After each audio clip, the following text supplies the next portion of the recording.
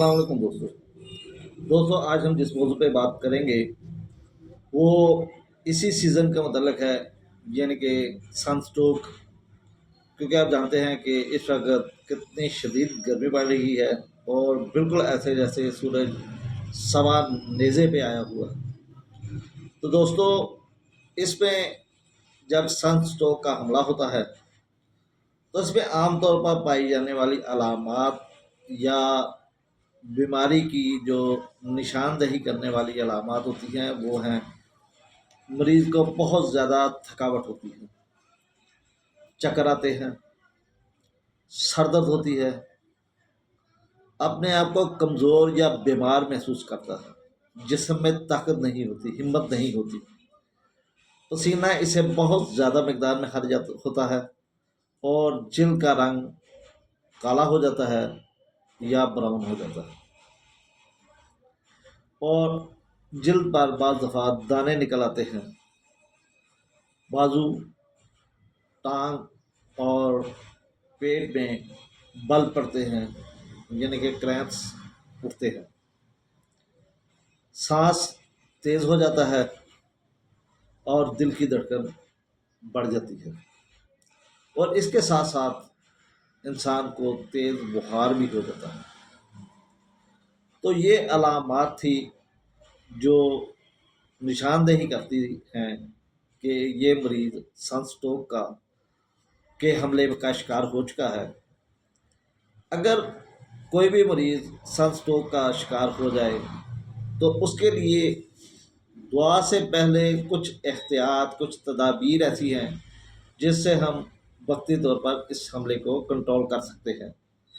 जैसे कि गीला कपड़ा या टॉवल्स ये जिस्म पर लगाना, पूरे जिस्म पर फेरना और ख़ास तौर पर गर्दन के इर्द गिर्द गीला तौलिया या टॉवल्स रखना।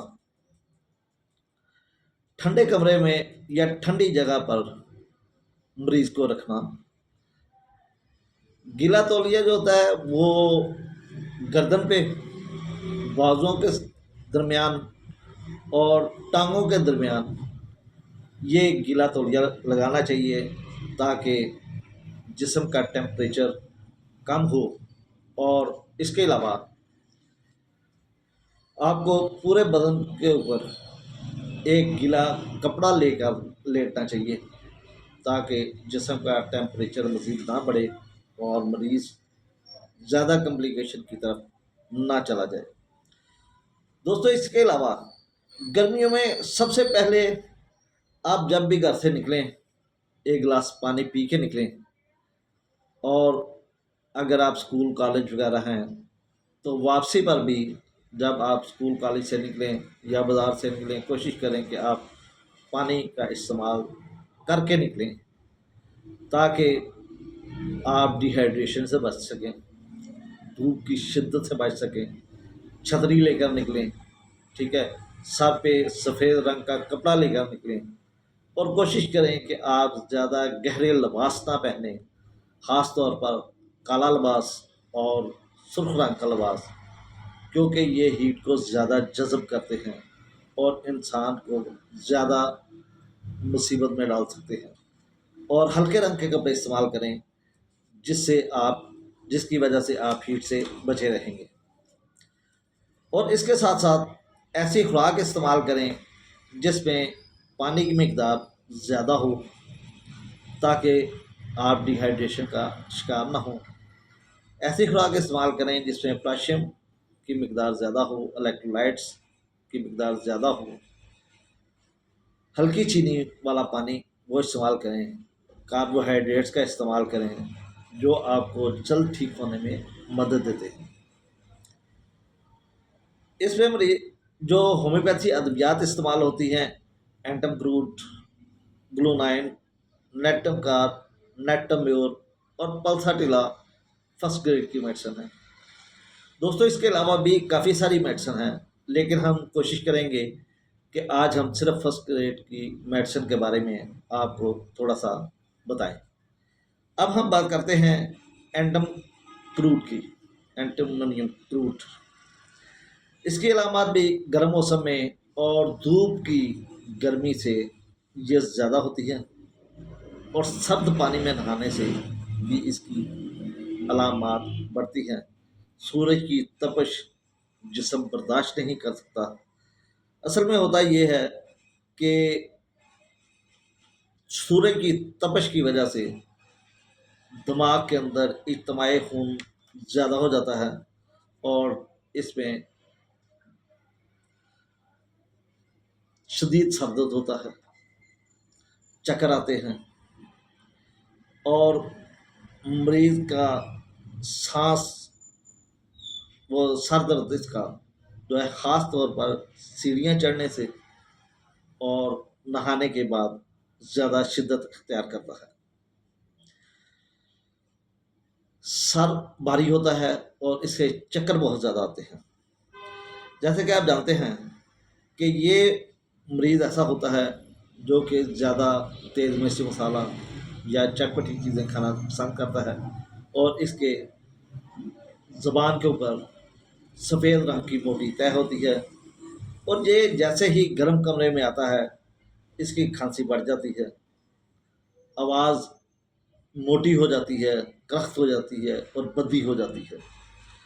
اور اس کے جب بھی اینٹمنیم کلوڈ کا مریض ہوگا اسے کہیں نہ کہیں دردیں ضرور ہوں گی، جسم لرزان ہو جاتا ہے، جسم میں دردیں ہونے شروع ہو جاتی ہیں۔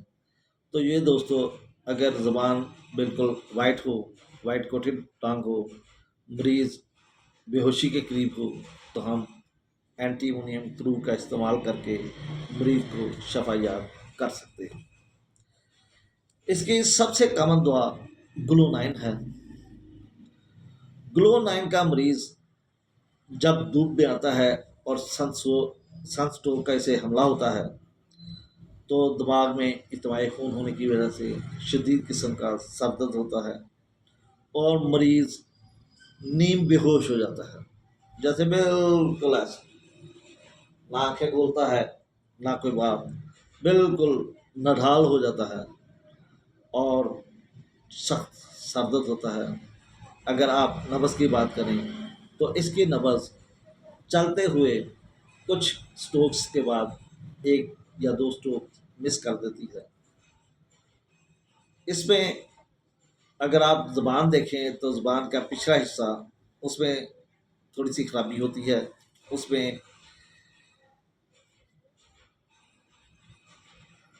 میل کی طے ہو سکتی ہے، ٹھیک ہے، اور چہرہ بالکل سرخ تمتمایا ہوا ہوتا ہے، اور معدے میں درد وغیرہ بھی ہو سکتی ہے، ٹھیک۔ اور اس کی شدت دھوپ میں زیادہ ہوتا ہے، گرمی میں زیادہ ہوتی ہے، لیٹ جانے سے بھی اس کی شدت ہوتی ہے۔ دوستو، ذرا سی محنت اگر یہ کرتا ہے تو دل کی طرف دوران خون بہت زیادہ بڑھ جاتا ہے، اور دل میں دھڑکن ہوتی ہے، اور تمام اعضاء میں درد اور کمر میں درد وغیرہ شروع ہو جاتی ہے۔ تو اگر اس قسم کا مریض ہو تو ہم گلو 9 دے کر اس مریض کا خاتمہ، مرض کا خاتمہ کر سکتے ہیں، یعنی کہ مریض کو مکمل طور پر شفا یاب کر سکتے ہیں۔ اسی طریقے سے نیٹم کار ایک دعا ہے جو کہ گلو 9 کے بعد نیٹم کار کا نمبر آتا ہے۔ نیٹم کار کا مریض بھی گرمی سے تکلیف اٹھاتا ہے، اور یہ غور و فکر کرنے کے قابل نہیں رہتا۔ بات آپ اس سے کریں تو کافی دیر کے بعد اسے سمجھ آتی ہے کہ اچھا آپ یہ بات کر رہے ہیں۔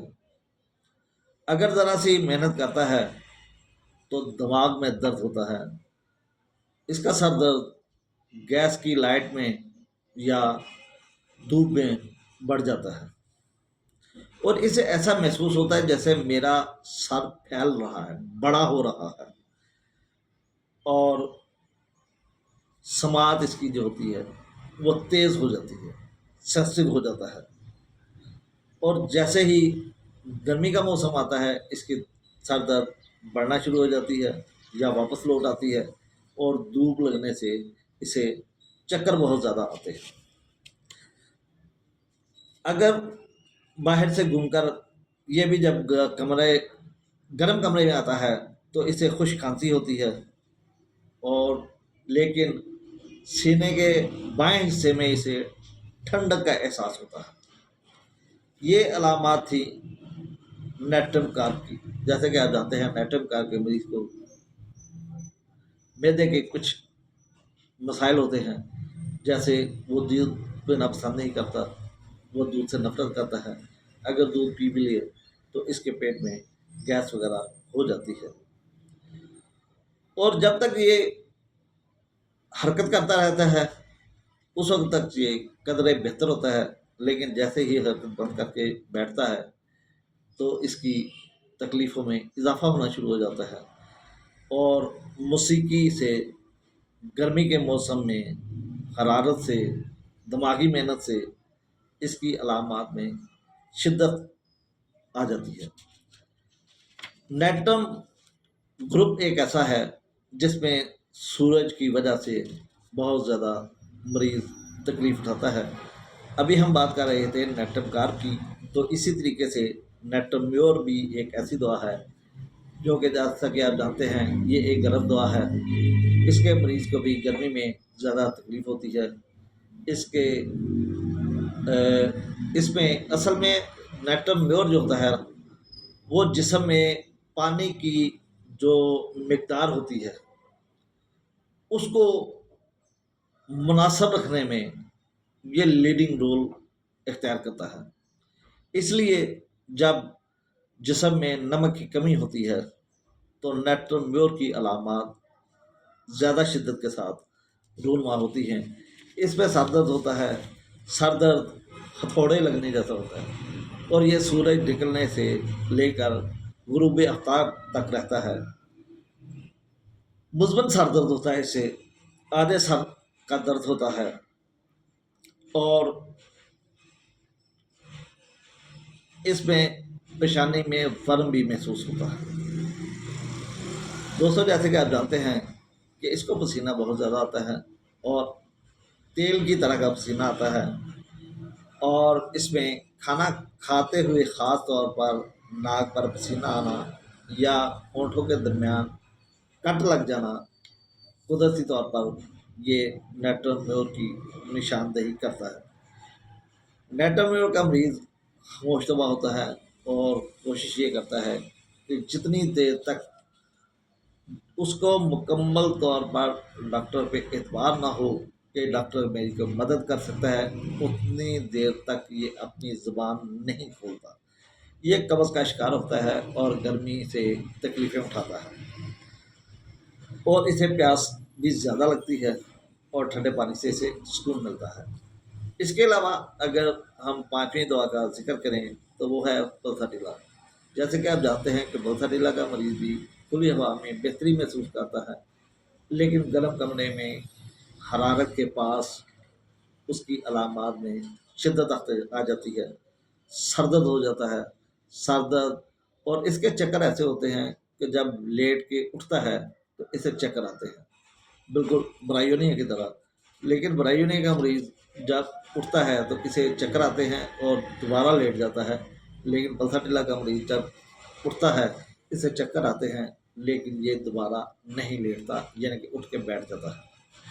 दोस्तों, इतनी गर्मी लगने के बावजूद, इतनी घबराहट होने के बावजूद इसका मुंह खुश्क होता है, इसे प्यास नहीं होती, और ये कूल माइंड होता है, यानी कि इसे गुस्सा बहुत कम आता है। दोस्तों, इसे चिकनाई वाली चीज़ें वो ज़्यादा सूट नहीं करती और ना खाना पसंद करता है, और मैदा और चिकनाई वाली चीज़ों से ये अक्सर तकलीफ़ उठाता है, और इसके तमाम अखराजात जो होते हैं वो बेज़रर होते हैं, यानी कि बगैर खराश के होते हैं, स्वाय लिक्विड के। तो इसके मुंह खुश्क होने के बावजूद इसको प्यास बिल्कुल नहीं लगती, और मरीज़ अपने आप में मगन रहता है, जो कोई कुछ भी इसे कहे उसे कबूल कर लेता है, और ये चाहता है मिल बैठना। अकेले बैठना से इसे तकलीफ़ें ज़्यादा होती हैं। दोस्तों, ये 5 अद्वियात थी سن اسٹور کے حوالے سے۔ تو اسی کے ساتھ میں ویڈیو کا اختتام کرتا ہوں۔ اگر آپ کو یہ ویڈیو پسند آئے اسے لائک کریں، شیئر کریں اور چینل کو سبسکرائب کریں تاکہ مزید آنے والی ویڈیو آپ تک پہنچ سکیں، بآسانی پہنچ سکیں۔ اور کوشش کریں کہ ہومیوپیتھی کا بول بالا ہو اور سنگل انڈی کا استعمال کریں اور ڈاکٹر ہنمن کے اصولوں کے کاربند ہو جائیں۔ دوستوں، اس کے ساتھ اجازت ہوں۔ اللہ حافظ، اللہ نگہبان، اپنی صحت کا